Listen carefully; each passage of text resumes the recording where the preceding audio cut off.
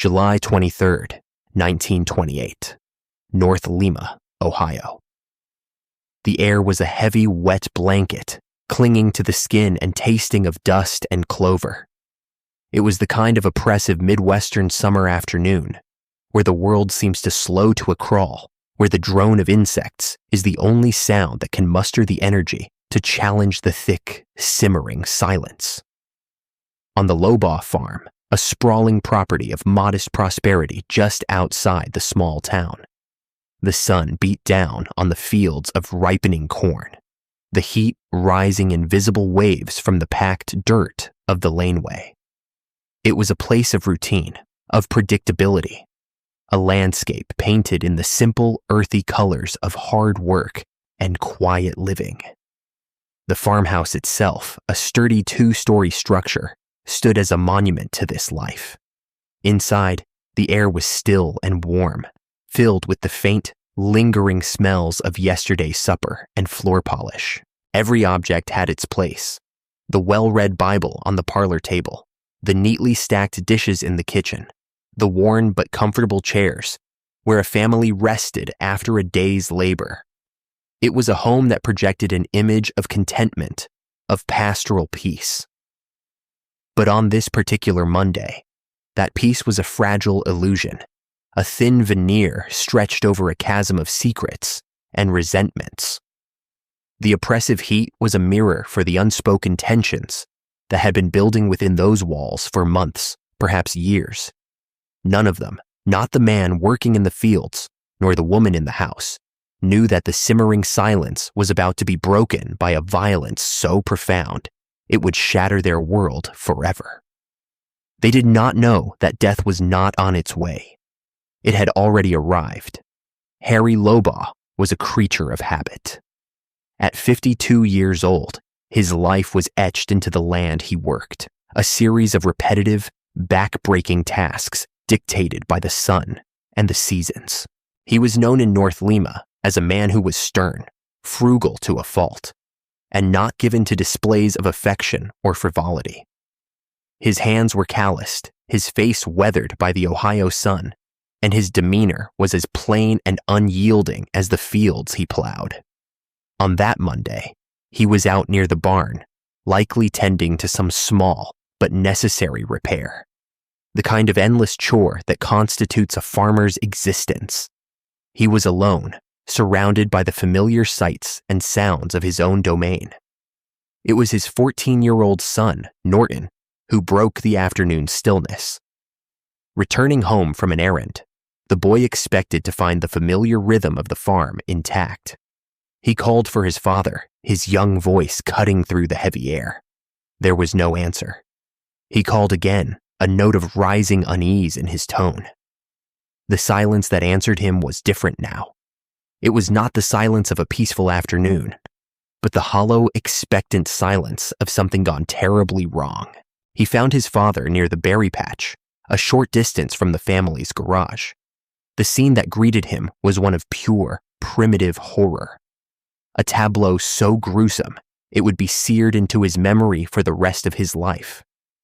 Harry Lobaugh lay on his back in the dirt, his body contorted in the final, rigid posture of a violent death. His head was a ruin, a grotesque mask of blood and shattered bone. The force of the blows had been immense, driven by a fury that was personal and absolute. It was not a robbery gone wrong. It was an execution. As if this brutal bludgeoning were not enough, 2 small, dark holes punctuated the carnage on his chest. Evidence of gunshots fired at close range, a final, emphatic statement. The air was thick with the metallic, coppery smell of blood, an odor that seemed to hang in the humid air, like a permanent stain. Norton's scream was a raw animal sound of terror and disbelief. It tore through the farm's tranquility, a signal that the old world had ended and a new, nightmarish one had begun. He ran, stumbling and frantic, to a neighbor's house, his words tumbling out in a panicked, incoherent torrent. The neighbor, a man named David Llewellyn, listened in horror before rushing to the scene himself. What he saw confirmed the boy's terrified report. This was not an accident. This was a slaughter. The discovery rippled outward from the farm, first to the neighbors, then to the local authorities in North Lima, and finally to the Mahoning County Sheriff's Office. The peace of the rural community was irrevocably broken. As word spread, the Lobaugh farm transformed from a private homestead into a public spectacle. The laneway soon clogged with cars and curious onlookers, their faces a mixture of morbid fascination and genuine shock. They trampled through the berry patch, their feet disturbing the very ground where a man had been so savagely murdered, a grim foreshadowing of the chaotic investigation that was to come. Death had come to North Lima, and it had arrived with the force of a hammer blow. At the center of this burgeoning storm, a figure emerged who seemed entirely at odds with the brutality of the crime. She was Esther Lobaugh, the victim's wife. 44 years old, she was a woman whose entire public identity was built on a foundation of quiet piety and domestic respectability. She was a pillar of the local Mount Olivet Church, a Sunday school teacher known for her gentle demeanor and her unwavering devotion. Her appearance was plain, her dresses modest, her hair pulled back in a simple, unadorned style. To the people of North Lima, she was the very picture of a dutiful Christian farm wife. When questioned by the first neighbors and officers to arrive, her reaction was precisely what one would expect.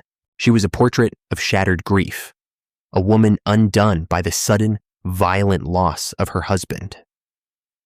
Her hands trembled, her voice was a fragile whisper, and she seemed to be in a state of profound shock. She told a simple, straightforward story. She had been inside the house, baking, with the windows closed, to keep out the oppressive heat. She claimed she heard nothing, saw nothing.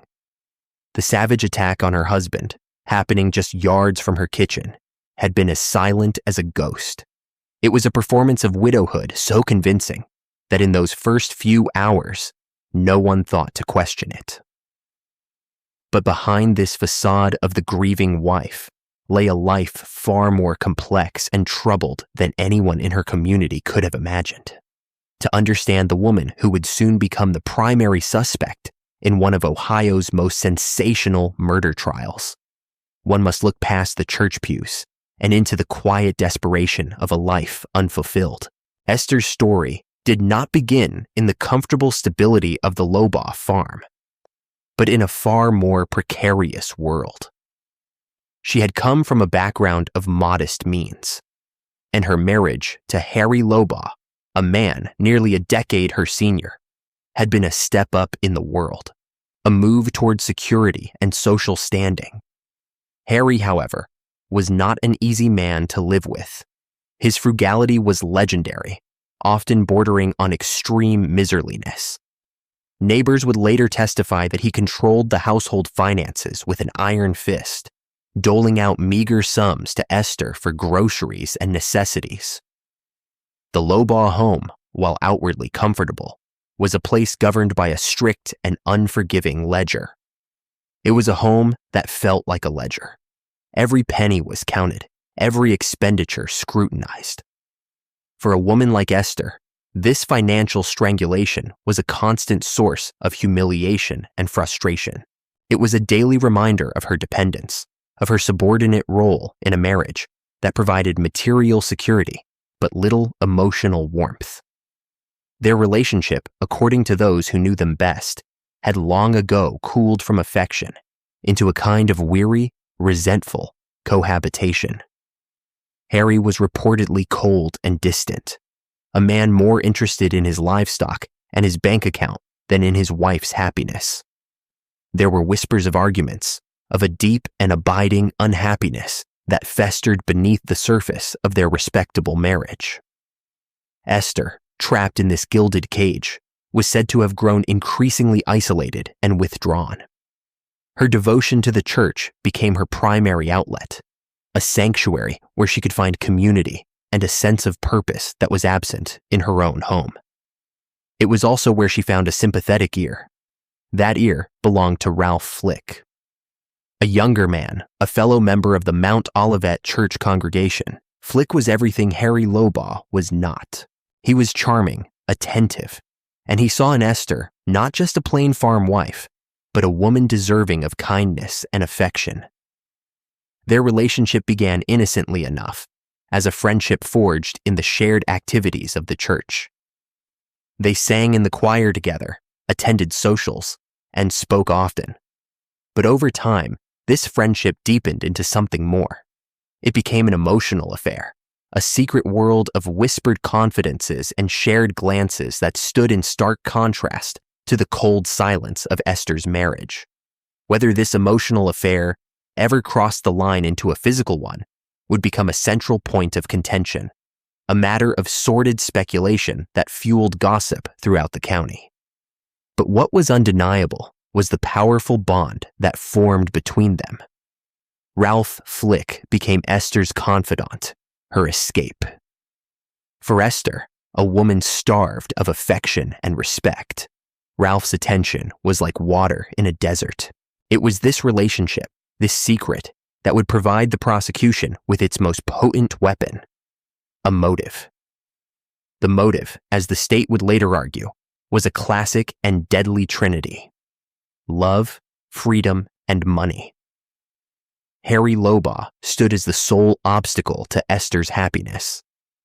He was the miserly husband who held the purse strings, the cold partner in a loveless marriage, and the man standing between her and a new life with Ralph Flick. With Harry gone, Esther would be free. She would inherit the farm, the assets, the savings that Harry had so obsessively accumulated. She would be an independent woman of means, free to live her life, and perhaps to love as she saw fit. It was a narrative so compelling, so timeless in its tragic simplicity, that it almost seemed pre-written. The only question was whether the pious, church-going woman at its center was capable of translating such a motive into bloody, brutal action. The investigation into Harry Lobaugh's murder began, as it so often did in that era, in a state of near-total chaos. The crime scene, that small patch of earth by the berry patch, was compromised from the moment the first neighbor arrived. Dozens of people, neighbors, amateur sleuths, and the morbidly curious trampled over the area, their shoes obliterating potential footprints, their presence contaminating any evidence that might have been left behind. Sheriff James L. Adams of Mahoning County arrived to find a scene that was more of a social gathering than a protected crime scene. The modern concept of forensic science was in its infancy, and the protocols for securing evidence were rudimentary at best. This initial failure of procedure would haunt the case through every subsequent stage. Despite the chaos, a few key pieces of evidence were recovered. Near the body, investigators found 2.32 caliber shell casings, ejected from the weapon that had delivered the final, fatal shots. A short distance away, lying partially concealed in the grass, they found the instrument of the bludgeoning. It was a claw hammer. The tool was caked with blood and human hair, its grim purpose undeniable. This hammer, a common, everyday object found on any farm, was instantly transformed into the crime's most powerful and chilling symbol. It was a weapon of intimate, visceral violence, suggesting a killer who was not a stranger, but someone close, someone who had wielded a household tool with unimaginable rage. The initial focus of Sheriff Adams's investigation fell, naturally, on the two people closest to the victim: his wife, Esther, and her rumored paramour, Ralph Flick. Their interviews began almost immediately, and from the very start, Esther's story was marked by a strange and unsettling calm. Her grief, which had appeared so profound in the first moments after the discovery, seemed to recede, replaced by a guarded, almost stoic composure. She repeated her initial claim. She had been baking in the kitchen and had heard nothing. She insisted the doors and windows were shut against the heat, muffling any sound from the yard. But as investigators pressed her, inconsistencies began to emerge. Her timeline of the afternoon seemed to shift with each retelling. She couldn't quite recall specific times with any certainty. She initially denied any unusual relationship with Ralph Flick, portraying him as a simple friend from church. Yet, under more pointed questioning, she conceded that their friendship was close, though she steadfastly denied any romantic involvement. Her answers were evasive, her demeanor unnervingly placid for a woman whose husband had just been butchered a stone's throw from her kitchen. It was this unnatural calm, this lack of hysterical grief, that first planted the seeds of suspicion in the minds of the investigators. In the societal script of 1928, a widow was expected to be prostrate with sorrow, not composed and calculating. Witness accounts from neighbors began to build a circumstantial case that directly contradicted Esther's claims. Several people reported hearing sounds from the direction of the Lobaugh farm. That afternoon, sounds they had initially dismissed. One neighbor recalled hearing something that sounded like a car backfiring. 2 sharp reports, consistent with the gunshots. Another remembered hearing screams. Most damningly, a neighbor testified to seeing Esther outside in the yard around the time the murder was believed to have occurred, a direct contradiction of her claim that she had been inside the entire time. The investigation into Ralph Flick yielded its own set of suspicions.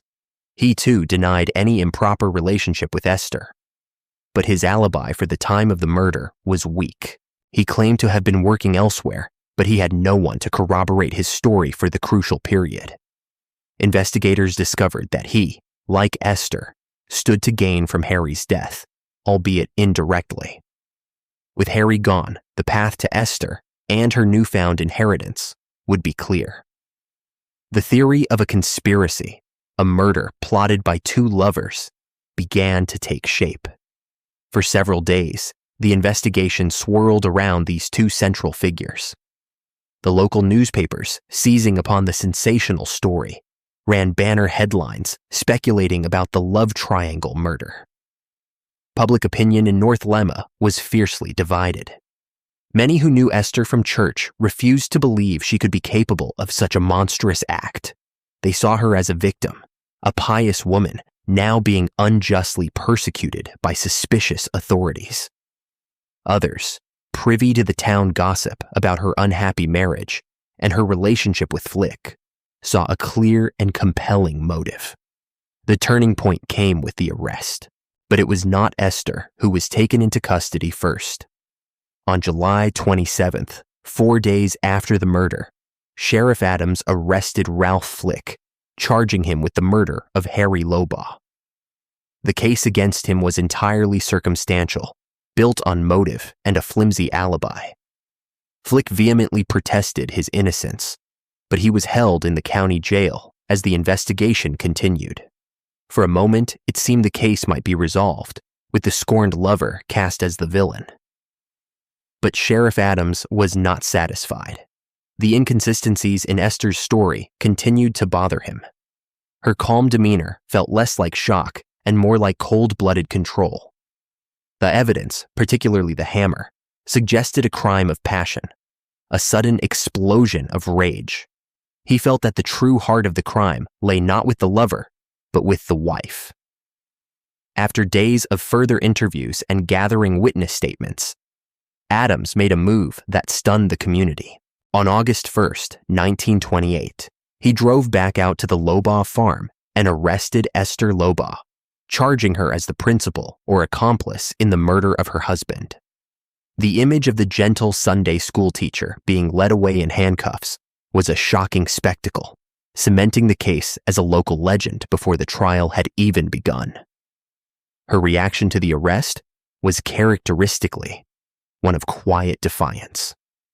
There were no tears, no hysterics. She simply maintained her innocence with a placid certainty that observers found either deeply convincing or profoundly chilling. The trial of Esther Lobaugh began in January 1929, and it was nothing short of a media circus. The Mahoning County Courthouse in Youngstown was besieged by reporters from across Ohio and neighboring states. all eager to cover the lurid tale of the pious churchgoer accused of brutally murdering her husband. The courtroom was packed every day with spectators, a cross-section of the community who had known Esther as a neighbor, a teacher, or simply as a figure in the local church. They crammed onto the hard wooden benches, their necks craning to get a look at the woman at the center of it all, their murmurs and whispers providing a constant, buzzing soundtrack to the solemn legal proceedings. Esther herself was a study in composure. Dressed in simple, dark clothing, she sat beside her defense attorneys, her expression a placid, unreadable mask. She appeared to be the very model of a grieving widow, a stark contrast to the monstrous killer depicted by the prosecution. This duality was the central drama of the trial. Was she a victim of circumstance, a woman wrongly accused, or was she a masterful actress, concealing a heart of ice behind a veneer of piety? The prosecution, led by prosecutor Ray L. Thomas, built its case brick by circumstantial brick. They knew they had no direct evidence, no confession, and no witness who saw Esther commit the crime. Their entire strategy depended on weaving a narrative so compelling that the jury would have no choice but to connect the dots. Thomas began by painting a vivid picture of Esther's motive. He called witnesses who testified to the coldness of the Lobaugh marriage, to Harry's miserly control over the finances, and to Esther's growing unhappiness. They spoke of arguments overheard, of a household devoid of warmth or affection. Then the prosecution brought the affair, or what they alleged was an affair, to the forefront. Witness after witness from the church congregation was called to the stand to describe the unusually close relationship between Esther Lobaugh and Ralph Flick. They recounted seeing them together at all hours, of noticing their shared glances and private conversations. While no one could definitively testify to a physical relationship, the cumulative effect was to create an overwhelming impression of an illicit romance, a secret that provided a powerful reason for wanting Harry Lobaugh out of the way. The love letters, though not explicitly incriminating, were read aloud in court, their tender language sounding scandalous in the sterile environment of the courtroom. The state's attorneys then methodically dismantled Esther's alibi. They brought forward the neighbors who had heard the gunshots and the screams. Most powerfully, they presented the testimony of the witness who claimed to have seen Esther in the yard around the time of the murder, a direct contradiction of her statement that she was inside baking. They highlighted every inconsistency in her multiple statements to the police, portraying her as a deceptive and manipulative woman who had crafted a story to cover her tracks, a story that was now unraveling under scrutiny. The symbolic object, the bloody hammer, was presented to the jury with great dramatic flair. The prosecutor held it aloft, a grim talisman of domestic violence. He argued that this was not the weapon of a stranger or a robber. This was a household tool, readily available on the farm, a weapon of convenience and rage. He suggested that an argument had escalated, that years of resentment had boiled over in a moment of uncontrollable fury, leading Esther to grab the nearest object and lash out at her husband. The gunshots, he argued, were a cold, calculated act to ensure the job was finished. Esther's defense team, led by the capable W.P. Barnum, mounted a vigorous counterattack. Their strategy was twofold. First, to attack the credibility of the state's evidence and witnesses, and second, to leverage the jury's inherent biases about the nature of womanhood. Barnum argued that the entire case against his client was nothing more than a collection of baseless gossip and speculation. He pointed out correctly that there was not a single shred of physical evidence linking Esther to the crime. Her fingerprints were not on the hammer or the shell casings. No blood was found on her clothing. The defense systematically chipped away at the prosecution's witnesses. They suggested the neighbors who heard noises could have been mistaken, that in a rural area, sounds like backfiring cars were commonplace. They fiercely attacked the character of those who testified about the alleged affair, painting them as busybodies and gossips who were misinterpreting a simple friendship. Barnum argued that the relationship between Esther and Ralph Flick was a purely platonic one, a source of spiritual comfort for a lonely woman in an unhappy marriage, not a motive for murder. But the defense's most powerful argument was an appeal to the jury's sense of propriety and gender roles. Barnum presented Esther as the ideal of Christian womanhood, gentle, pious, and physically incapable of the kind of savage violence that had been inflicted upon Harry Lobaugh. He asked the jury, composed entirely of men, to look at the small, unassuming woman sitting at the defense table.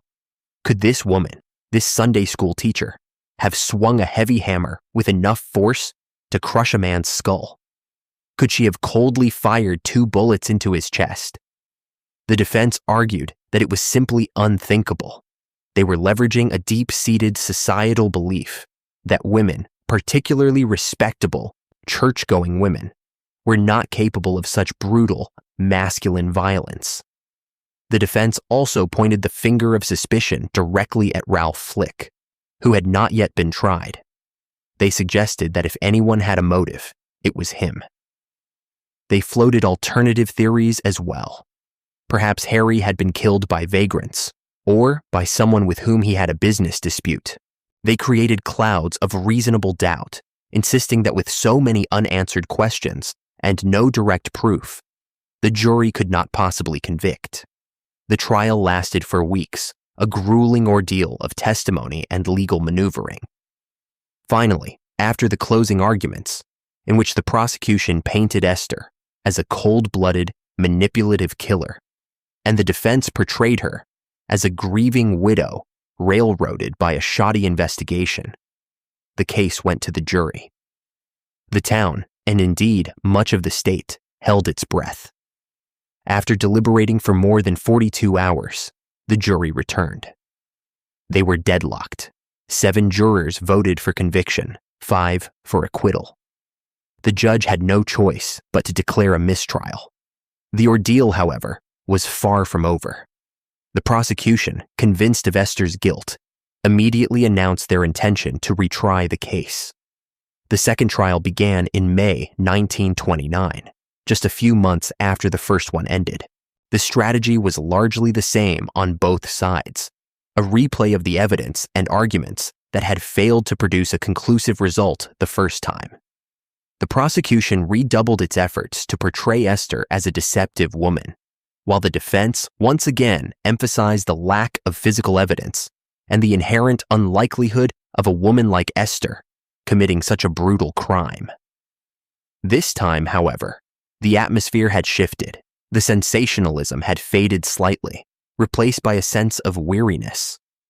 The defense was more effective in highlighting the failures of the initial police investigation, the contaminated crime scene, and the purely circumstantial nature of the state's case. After a shorter trial and a much quicker deliberation, the second jury delivered its verdict. On June 1st, 1929, they found Esther Lobaugh not guilty. A gasp went through the courtroom, followed by a wave of murmurs. Esther reportedly showed little emotion, her composure remaining intact, as it had throughout the entire ordeal. She was a free woman. With Esther acquitted, the state turned its full attention to Ralph Flick. His trial took place in the fall of 1929. The prosecution presented largely the same evidence they had used against Esther, now attempting to cast Flick as the primary killer, perhaps goaded on by his lover.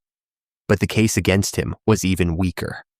If the evidence was not strong enough to convict the wife, who was on the scene and had a direct financial motive, it was certainly not strong enough to convict the lover, whose alibi, while weak, had never been definitively broken.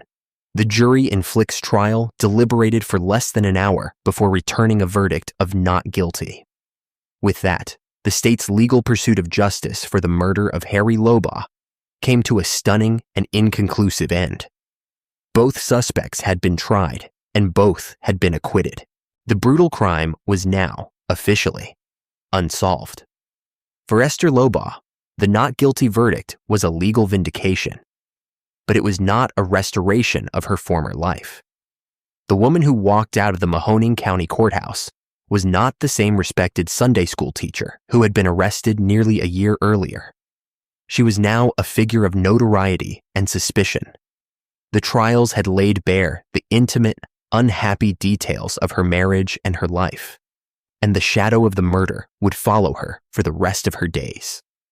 Acquittal in a court of law is not the same as absolution in the court of public opinion. She returned to the farm, the place where her husband had been so brutally killed, and attempted to pick up the pieces of her life.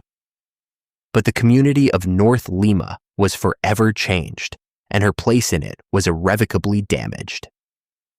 Many of her former friends from the Mount Olivet Church, those who had once looked up to her, now shunned her. The whispers followed her wherever she went. To the general store, to the post office. She was the woman who got away with murder. The stares, the silence that fell over a room when she entered, became a part of her daily existence. The home that had once been a symbol of security became a prison of memory and suspicion. Eventually, the weight of this social ostracism became too much to bear. Esther sold the Lobaugh farm, the land that had been the source of both her security and her alleged motive. She moved away from North Lima, seeking anonymity in a new place where her name did not carry the stain of scandal and death. She lived the rest of her life in quiet obscurity, never remarrying, never again thrust into the public spotlight. She passed away in 1968, taking whatever secrets she held about the events of that sweltering July afternoon in 1928 to her grave. She never confessed, she never expressed remorse, and she never stopped maintaining her innocence. The fate of the other figures in this drama was similarly marked by the tragedy. Ralph Flick, though also acquitted, found his reputation in tatters. The suspicion of his involvement in the murder, combined with the scandal of the alleged affair with a married woman, made it impossible for him to remain in the community. He too moved away, his life forever defined by a crime for which he was legally declared innocent. The love that had allegedly been strong enough to motivate murder could not survive the crucible of public accusation and two sensational trials. He and Esther never saw each other again after the legal proceedings concluded. Their shared ordeal did not unite them. It drove them apart forever. Perhaps the most tragic figure of all was the son, Norton Lobaugh. It was he who carried the most horrific burden, the vivid, waking nightmare of discovering his father's mutilated body. That single, traumatic moment would shape the entire course of his life. He was a key witness in the trials, forced to recount the gruesome details of his discovery in a public courtroom, all while his own mother sat at the defendant's table. After the trials, he was left an orphan in all but name, his father dead, and his mother a pariah. He inherited a portion of the farm's proceeds, but no amount of money could erase the psychological scars of that day. He moved on, built a life for himself, but the shadow of his family's dark chapter was a constant companion. The broader impact of the Lobaugh case was profound, particularly for the community of North Lima. It became the town's enduring dark legend, a story passed down through generations. It served as a grim lesson in the fallibility of the justice system and the destructive power of gossip. The case highlighted the critical shortcomings of police work in the era, demonstrating how a contaminated crime scene and an investigation based on conjecture rather than hard evidence could lead to an inconclusive and unsatisfying end. It became a textbook example of how a case built entirely on circumstantial evidence, no matter how compelling the narrative, could fall apart under the scrutiny of a jury. The bloody hammer, the central symbol of the crime, was never definitively linked to a killer, becoming instead a symbol of the case's brutal, unanswered questions. So, what are we left with more than 90 years later? We are left with a ghost story, a piece of dark local folklore rooted in a very real and very brutal crime. We are left with a puzzle where all the pieces are on the table, but they refuse to fit together into a coherent picture. The official record states that the murder of Harry Lobaugh is unsolved. Justice, in the legal sense, was pursued, but it was never truly found. The central lingering question remains as potent today as it was in 1929. Was Esther Lobaugh guilty? Was she a cunning, cold-blooded killer who masterfully played the part of a pious victim, fooling two juries and escaping justice? Did she, in a fit of rage, born of years of resentment and frustration, pick up that hammer and bring it down on her husband's head?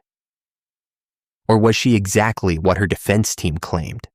An innocent woman caught in a web of circumstance, a victim of a flawed investigation, and a community eager to believe the worst about a woman who dared to seek happiness outside a loveless marriage. There is a compelling case for her guilt. The motive was strong, a classic combination of financial gain and romantic freedom. Her inconsistent stories and her unnervingly calm demeanor in the face of such horror are deeply suspicious. The witness who placed her outside at the time of the murder, if believed, completely shatters her alibi. It is not difficult to imagine a scenario where a final argument, perhaps over money or over Ralph Flick, pushed her past a breaking point, resulting in an explosion of violence. Yet there is also a powerful argument for her innocence. The complete absence of physical evidence is a glaring hole in the prosecution's case. In a struggle as violent and bloody as this one, it seems almost impossible that the killer would not have been spattered with blood, yet none was ever found on Esther's person or clothing. The police work was, by modern standards, appallingly bad, and it is entirely possible that the real killer's tracks were erased by the dozens of onlookers who trampled the crime scene. Could it have been Ralph Flick acting alone? Or a stranger, a transient, as the defense suggested? Without concrete proof, her guilt remains a matter of speculation. Ultimately, the story of Esther Lobaugh is a haunting exploration of the ambiguity that lies at the heart of so many historical crimes.